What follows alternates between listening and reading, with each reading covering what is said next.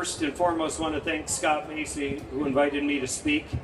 And he's told me it's all right, but I was Scott's attorney when he was going through his crack addiction and divorce.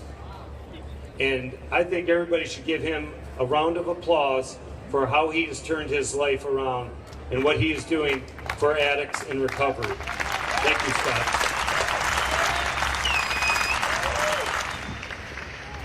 So that still doesn't probably explain why I'm here to speak. And I was thinking to myself, I was honored to come up here, and I've handled a lot of issues that are directly been affected by addiction.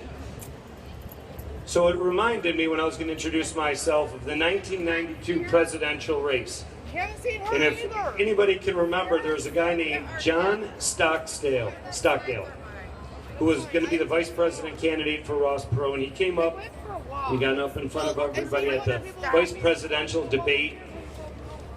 Nobody knew. He said, "Who am I? What am I doing? And why am I here?" And I think that's a good way for me to start. Who am I? I'm a husband, I'm a dad, I'm a son, I'm a neighbor, I'm a friend, I'm a high school football coach, and I'm an attorney and a counselor. I am, in essence, you. So before I came up here, I wanted to give some thought to what I was going to speak about. And on this issue of who am I?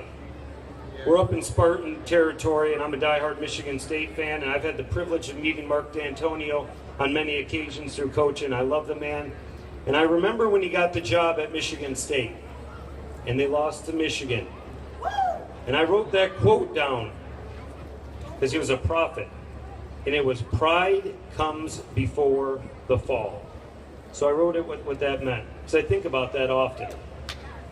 A person who is extremely proud of his or her abilities will often suffer setback or failure because he or she tends to be overconfident to make errors in judgment. I practice family law. I practice criminal defense, divorces, child custody, child support, criminal prosecution. I've been on that end. And I've been on the criminal side. I'm the guy you come to on the drunk driving, when your son has the minor in possession, when you're caught with heroin, when you're stealing as a result of heroin. You've got the problem. I'm the guy to pick it up after the fall. And based upon who I told you I am, I believe that gives me 47 years of experience. And I'll never forget what my dad would tell me when times were tough. He said, "Life, son, is about trials and tribulations." So I speak to you with experience of my own, as well as my clients, my family, my friends, and my observations about trials and tribulations. The usual client that comes into my office, let's say it's a kid. He's got an MIP, and his parents are there. And what I'll say to you, what do you do after you win the football game? Drink. Now everybody help me out and pay a little attention to what I'm saying about this. What do you do when you're feeling good? Drink. What do you do when you've had a bad day? Drink. When you get older and you observe your mother and father, what do they do when the football game's on? They drink. What do you do at a wedding? You drink. What do you do when you've had a good day at work? You drink. What do you do when you have a bad day at work? Drink. What do you do when your wife's not, and you and your wife aren't getting along? You drink. And as I explained to the 16-year-older that's in my office, his mom and dad look at me like I'm some prophet, but I'm just stating the obvious. Alcohol and substance abuse is an epidemic. So I will always say, because everybody comes to me, after the fall with a lot of pride. And I'll say, show me that house in Northville, Michigan, or wherever it may be. It doesn't matter where you live, with the white picket fence. Show me a functioning family, and I'll show you the most dysfunctional family. Because addiction is like weeds in the grass. The grass may look good, but the weeds are coming. And it is an epidemic. So, who am I? I'm that person when you have fallen. All right? John Stockdale's next question was, what am I doing here? All right? Well, through my own unique experiences, I'd like to believe I'm more than a guy that's just there to take money and try to plead somebody out. I'm that friend, I'm that neighbor, I'm that football coach, and I'm also that counselor. So, about 3 years ago, I was coaching at, and I still coach at Northville High School, and I had a JV football team that as freshmen they went 1-8, and now they are 7-1.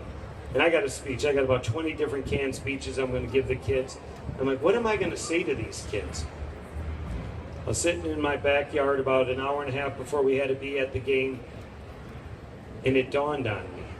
And once I thought of the idea, it all made sense. And what I'm about to say also sort of mirrors the serenity prayer. So I went into that locker room in front of those kids, and I said, in 1900, the year 1900, an author by the name of Frank Baum wrote a book. Does anybody know what book that was? That book was The Wizard of Oz. And I got up in front of those kids, no different than I'm getting up in front of you right now. There are recovery specialists out here. There are people in recovery. There are family members of addicts. And in the end, I think about that yellow brick road and what Frank Baum wrote. Because as they traveled that yellow brick road, and you thought about the Wicked Witch of the West, there is nobody here, I don't care if you're a veteran of wars or what you have done, but as a child, we were all scared of the witch. Because the Wicked Witch of the West, in essence, represents our biggest hurdle in life, whatever that may be, and that is fear. And throughout that entire movie, the Tin Man was looking for a heart. Well, in the battle of addiction, we look for a heart. And a heart can be compassion. Compassion for what a family member may be going through, a friend, a colleague. Tin Man goes through the movie looking for a heart. The Scarecrow, he was looking for a brain. Right? These issues, when you face addiction, are more than just being smart. It's a socio-physical disease. But it does require you to think. And then finally was the Cowardly Lion. And he searched for courage. All right? And in courage, facing addiction in courage, the social pressures that are put on us to put down the drink, to not smoke the joint, family, friends, what's wrong? You must have problems. We all party, the courage. And when you come to the end of that movie and Dorothy meets the wizard, and the wizard looks at Dorothy and the Tin Man, the Scarecrow, and the Cowardly Lion, and says, Dorothy, all you had to do was tap your feet 3 times and you could go home. In essence, that is where it lies. Because deep down inside, we can look to our support staff, therapists, family, and friends. But until you want to do it within, and you build up the courage and the strength and the heart, and you overcome that Wicked Witch of the West and fear, will you ever be recovered? Finally, why am I here? I'm here to help. I've always helped. I help by way of coaching. I help by way of being an attorney. I help by way of being a friend. And some of you may have heard this, but it was so eloquently put. In the early 1980s, Muhammad Ali was asked to give a speech at Harvard University for the commencement.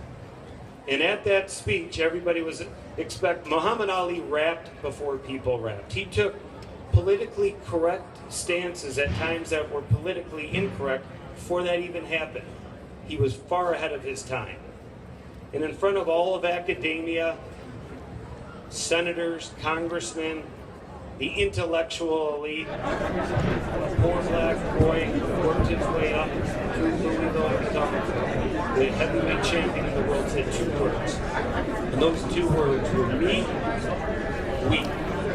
And I would leave you with me, we, and a team. And I'm here to finally say, the proverbially, as we get on our knees, the meek shall inherit the earth. And I always thought meek meant weak, but what meek really means is the humble. So I hope Lansing and our legislators are listening, because we need the help. Thank you, everybody.